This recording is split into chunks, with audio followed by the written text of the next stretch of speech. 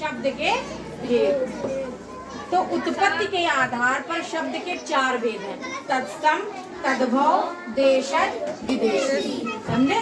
ये शब्द है कौन से तत्सम शब्द, तद्भव शब्द, देशज शब्द और विदेशी शब्द। ये उत्पत्ति के आधार पर शब्द के भेद हैं। अब तत्सम तद्भव क्या होता है? तत्सम का मतलब होता है जो संस्कृत के समान शब्द हो वो तत्सम शब्द कहलाते हैं। समझे? और संस्कृत का बिगड़ा हुआ रूप जो होता है वो तद्भव कहलाता है। तो ये तत्सम के शब्द जो है वो संस्कृत के समान, देखो कोकिल है ना, संस्कृत के समान है ना शब्द, तो ये तत्सम कहलाता है। कोकिल का तद्भव क्या होगा? कोयल। इसका विकृत रूप, विकृत मतलब बिगड़ा हुआ रूप, है ना।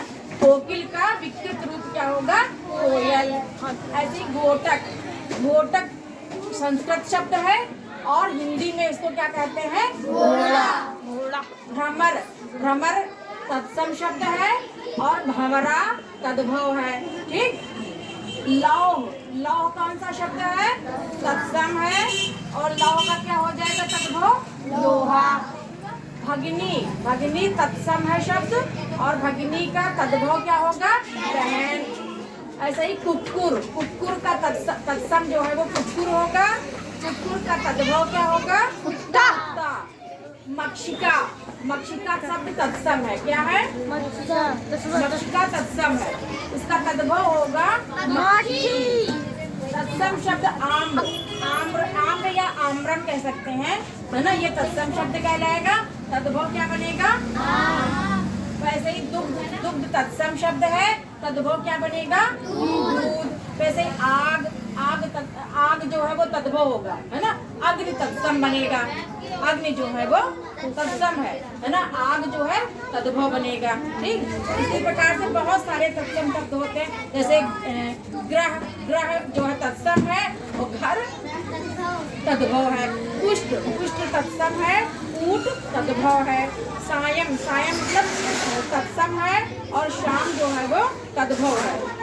उलूक, उलूक जो है तत्सम है, उल्लू तद्भव शब्द है।